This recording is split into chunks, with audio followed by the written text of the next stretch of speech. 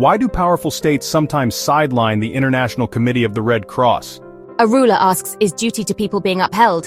The ICRC is the guardian of international humanitarian law and neutral access in conflict. It protects civilians, documents violations, and seeks safe passage for the wounded and detained.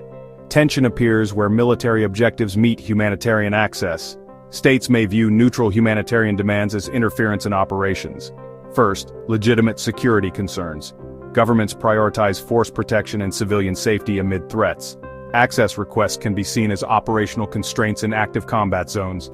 Second, perception of bias. States often feel international bodies misread threats against them.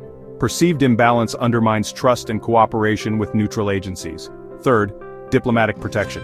Strong alliances reduce incentives for compliance. If political consequences are limited, humanitarian appeals lose leverage. For the US, global military strategy sometimes trumps other considerations. Tactics like remote strikes and classified missions complicate transparency and legal scrutiny. National security imperatives sometimes override calls for unfettered access or accountability.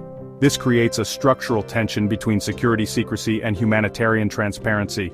The US wields diplomatic power in international institutions affecting enforcement. Selective enforcement feeds perceptions of double standards and reduces institutional impact. Allied networks provide diplomatic cover that can blunt consequences for powerful states. That geopolitical shelter reduces incentives to comply with neutral humanitarian demands. The ICRC has moral and legal authority but no enforcement arm.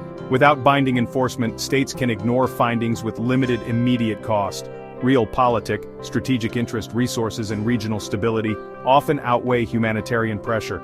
Power calculations determine which norms are enforced and when. Maria Theresa would frame this as a failure of duty and governance. Authority that neglects the vulnerable fails its moral purpose. Pope Francis emphasizes human dignity, compassion, and protection for the vulnerable.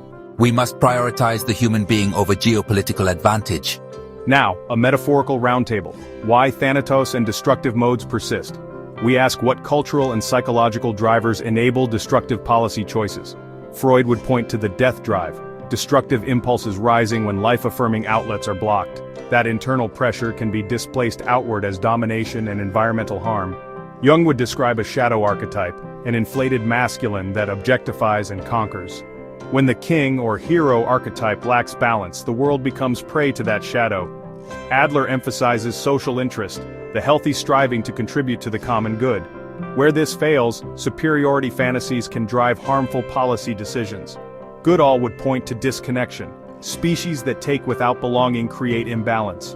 Destruction often follows when humans treat the environment as an object, not a home. Collective trauma, unprocessed grief and fear, can externalize as aggression and short-term grabs for power. That dynamic robs future generations and erodes the social fabric. Synthesis. Security priorities, political shelter, cultural pathology, and disconnection combine to sideline humanitarian norms. All reinforce each other, making ICRC recommendations harder to implement.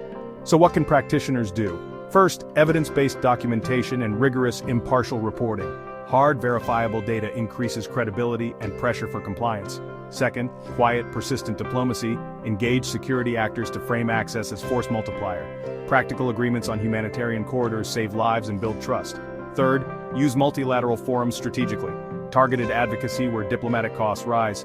Legal pathways when credible, change calculus for states concerned about reputational cost. Support community-led documentation and amplify local voices. This reframes humanitarian access as a human rights imperative. Local testimony increases moral pressure and political visibility. Long-term, invest in healing, education, and gender-equitable leadership to change the cultural drivers of violence.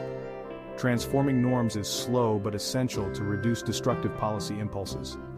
Operationally, prioritize staff safety, transparent protocols, and contingency access plans.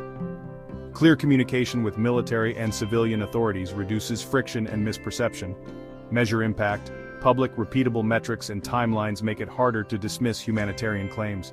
Transparency creates reputational cost and mobilizes civil society pressure. Maria Theresa and Pope Francis converge. Leadership must protect the vulnerable, not shield power. Humanitarian norms persist because they protect life and dignity. That is the ultimate claim on power. For humanitarian professionals, combine rigorous evidence, quiet diplomacy, Legal levers and community voice, sustained pressure and principled engagement can make neutral humanitarian protection real on the ground.